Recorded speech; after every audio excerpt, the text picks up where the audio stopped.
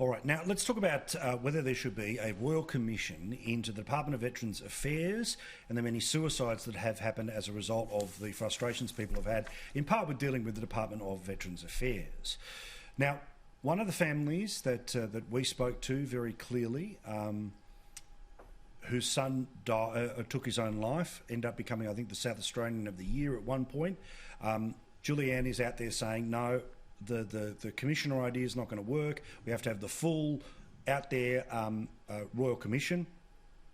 The Labor Party was in favour of the standing Royal Commission, the sort of 24-hour one via a commission, but they've decided to back in Jackie Lambie and some of the politics of all of this. But put simply, the permanent measure looks like it's not going to pass the Senate unless, James, you can tell me that there's sort of some conversation about a path through.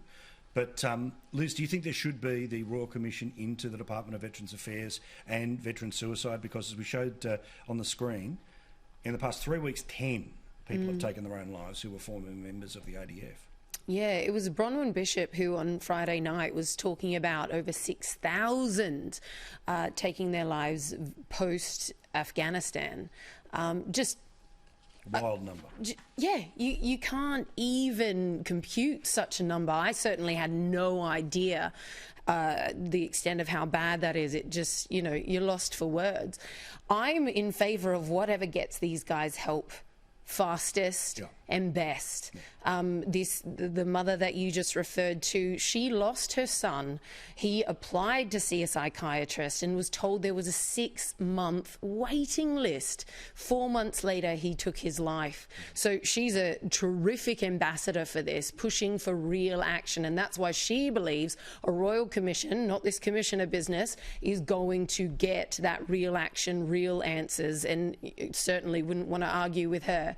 But I'm just in favour of whatever rectifies this ridiculous situation. To think that we're letting down our ADF guys, our returning soldiers, this badly, it's an indictment on the country. Well, this is it. I mean, James, because you saw the legislation, there were some votes on it that sort of were starting to move through the Parliament. The Prime Minister has argued in favour of setting up this commissioner. That would be one of the permanent solutions that no doubt a Royal Commission would suggest. So we can leapfrog the process to get to the solution. But obviously there are a lot of people who strongly believe that they have to have that national airing and that day of reckoning for the bureaucracies that have been real troubles in the past. So while I support the Commissioner policy, it is always hard for me to come back from the Royal Commission position. But what do you think? I listen to people like Phil Thompson when it comes to these issues. Phil's a regular on your program. He's someone who's served overseas. He's someone who is so entrenched in the defence and veterans community, and Phil is backing the Veterans and Defence Commissioner. Now, the Commissioner is going to have this ongoing role. It's about finding solutions now. It's about finding answers now. It broadly has the same powers as a Royal Commission. The issue with the Royal Commission is it tends to look retrospectively, and there's nothing wrong with that. But as Liz says, we need solutions now. A Royal Commission will sit, it will take a lot of evidence, and in 12 months' time and 18 months' time, it'll come up with a series of recommendations, and one of them probably could be, why don't we have a permanent, standard Veterans Commissioner, someone who's going to look into these particular issues. And so that's why I think, look, I'm with Liz, whatever works, let's just make it work. The government suggests and thinks that the Commissioner idea, this standing Commissioner, is the way to do it. Well, let's just pass it. What is disappointing, I don't really want to be political around this issue, but what is disappointing is how Labor have backflipped. It's another backflip from Albanese here, and they're playing politics with this. This is an issue which should not be touched by party politics. It is too important, but Labor are playing party politics with this. No, I agree completely. And also, Labor did not have, and I've been the whole journey on this, right? The Save Our Sons campaign, the Telegraph ran, the forums that they had, all the rest of it, right? Labor was really on the fringes of this stuff, weren't willing to talk about things as loudly and as publicly, but because they've seen a way to be able to further ingratiate them. So I'm just talking the politics here, okay? Because you'll know how I care about the issue. But they want to further ingratiate themselves to Jackie Lambie to guarantee that she would slowly but surely return back to her position that she had for many years in the Parliament, which was a solid no against the government. And this in part is giving her a profile win to, as important as that win might be, but don't ever underestimate what the games are being played below the surface here.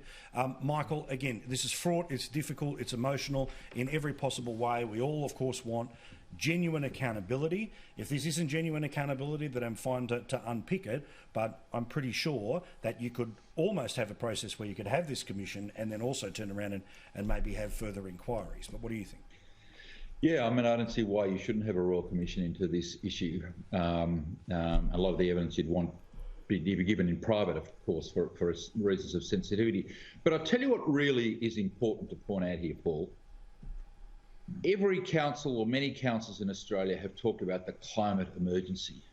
I read in the Fairfax Press and I listen to the ABC and I hear the seas are rising and we're going to be drowned or burnt to death, or there's an emergency. We have fairies on the Eiffel Tower, people singing and dancing, thousands of people in the streets about global warming, going to kill us all imminently. The whole place needs to be rebuilt, etc., etc. On it goes.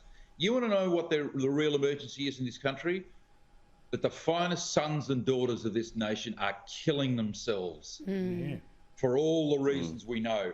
That's the emergency that my local council should be passing motions about, not the bloody climate emergency where we've got to target 2050 they're looking at. Mate, we won't be here in 2050. Yep. And how easy is it for a politician to say, oh yes, my target's 30 years ahead when they won't be in Parliament?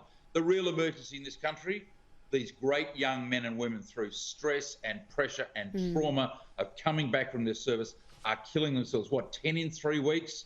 This is the emergency facing this country that the government and needs to deal with and the media need to concentrate on. That's the problem facing this country today. It is a national crisis and whatever we can do needs to be done, mate. Very, very well said. Couldn't agree more.